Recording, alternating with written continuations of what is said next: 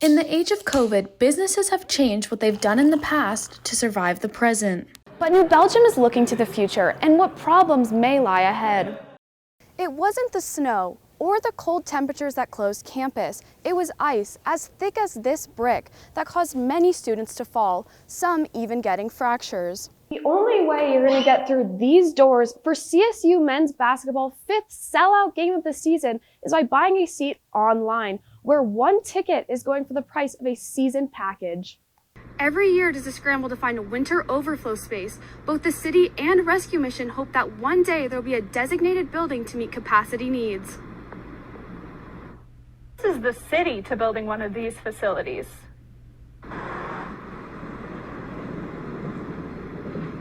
As of now, that is looking like it is years away, but staff is working hard to make people as comfortable as possible. Back to you guys. Experts say the blue light in your phone tricks your brain into thinking it's still daylight. They recommend putting your phone down at least 2 to 3 hours before bed to get that good night's rest.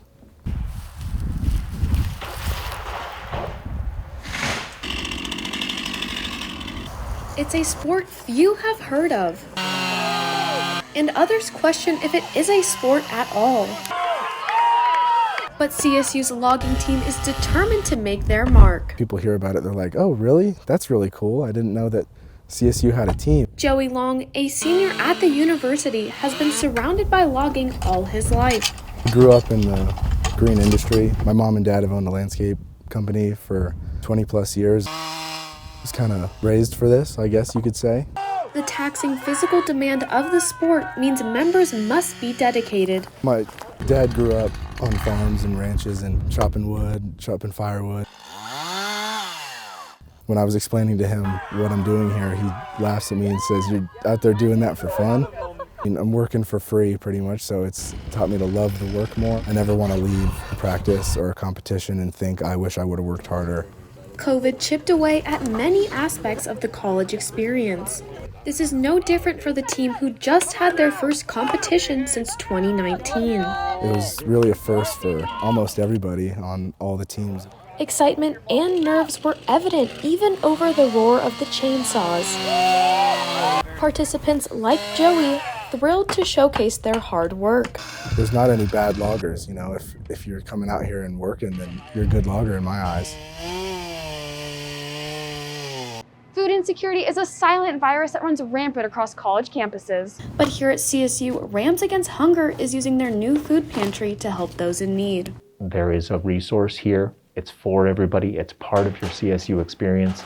You should feel very welcome in utilizing this resource.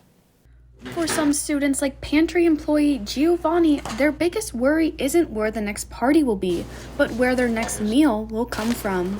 Sometimes I have to pinch, and it doesn't feel good. And it also makes me wonder if that's always going to be the reality for me. That's why we're here with a smile every day and just trying to make people feel comfortable. Unfortunately, this is not an uncommon issue, with around 30% of students facing this hardship. When you look around campus, when you look around the classroom that you're in, 3 out of 10 of these students are experiencing food insecurity. With inflation up over 7%, students are being forced to choose how they budget their money between essential resources. If you think about food insecure people, it can put a crunch on the budget. And particularly when you're thinking about groceries, this can actually lead to a quantity versus quality trade-off.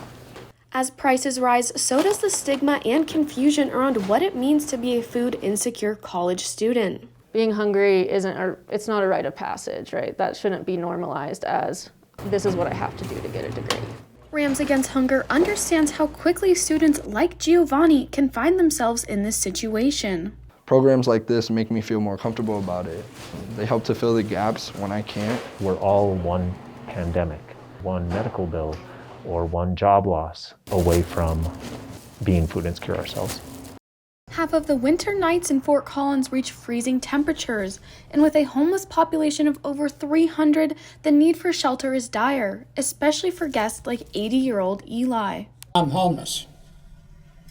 It sucks. Society does not care. In an effort to get people off the streets and into a warm space, the rescue mission, with help from the city, has opened a seasonal shelter on Mountain Avenue. after exhausting many other options, we turned to city locations. It simply is a conference room. It's a mid-sized room with bunk beds. The overflow space has a total of 40 beds, while the mission has just over 100. The skills that they have and the resilience that they have is really impressive. Cold temperatures are not the only hardships being addressed. So many systems are tied in to people becoming or staying unhoused. I don't think we realize the toll it takes on a human to constantly navigate the stigma that they walk around with. The homeless crisis has many complex layers that many, including Eli, are waiting to be solved. I'm 80 years old. Why do I have to sleep on a bunk? There's no part of our community that is exempt from being a part of the solution for those who have absolutely nothing. Besides the basic necessities, what this vulnerable population needs most of all is compassion. Anytime that a community member comes here and serves a meal and actually sees the faces of our men and the life of their hands, people have a reaction to having another human being in front of them. And I'm Natalie Devereaux. March 16th, 2020 was the day students received an email stating classes would be online for the remainder of the spring semester. Mayor Jenny Arndt held the annual State of the City address last week alongside interim city manager Kelly DiMartino. Colorado's 43rd Governor Jared Polis announced his re-election campaign this Tuesday. The 32% of students who park on campus often start the day with a hectic search for a place to leave their car.